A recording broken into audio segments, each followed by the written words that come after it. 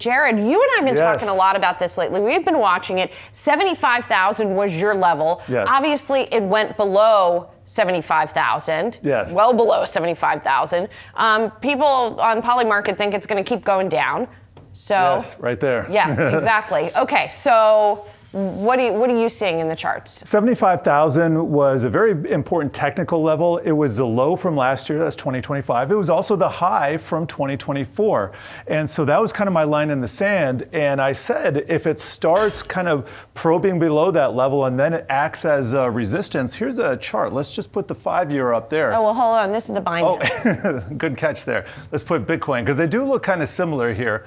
And let me just take it down to a 3-year. So as I was saying, we got the highs of 2024, we got the lows of 2025, and now we are below them, and solidly so. It's not even close. So what I said is that's probably crypto winter. And the beginning of it was actually up here, although we didn't know it at the time. And I keep hearing analysts talk, and credible analysts, about the 4-year cycle. And I know you've talked, and you've read the same 10X research here. Yes, exactly. So 10X research, you and I both read the report this morning, and they're talking about a potential low of 40. Yes. And they say that's not going to happen in the short term. They're looking more towards sort of September. FIFA, I think the World Cup is like their peg for it. I looked that up. So that's mid-June to mid-July. And so that would be the beginning of the window. And I think September would be the end of the window. So we've seen this cycle play out before. Let me put a 10-year chart so I can show you what happened over the last crypto winter. So here we had 20 to 2022. We had this double peak here,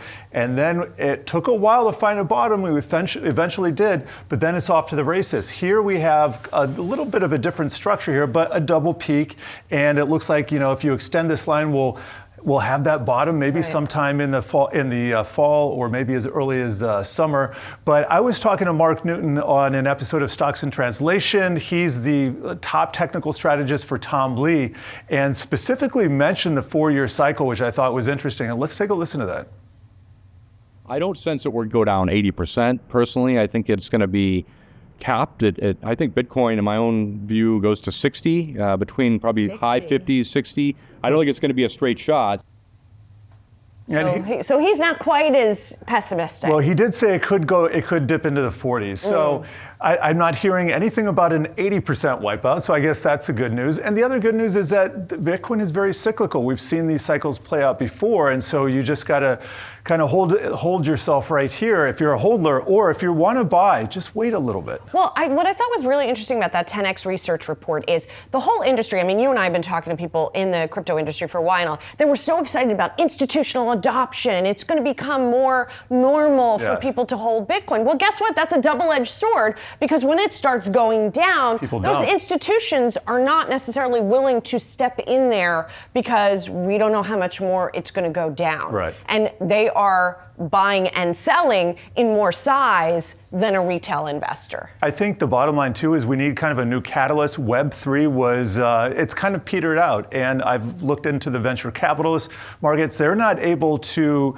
fund projects the way they were in the past. They're just not attracting investor capital. So there needs to be a new thesis here, some kind of, maybe the technology hasn't even been invented yet. Maybe it integrates with AI in some way, but the old paradigm is kind of dead here. 2025, the most bullish year in terms of financial regulation for Bitcoin ever, and we didn't really see that much. Well, and that suggests that the Clarity Act, which the industry is now pushing, including and sort of led by Coinbase's Brian Armstrong, which will clarify more of the pipes and the regulation around crypto, that suggests that even if that does get through, it might not be a very long-term catalyst. No, I think we need new tech.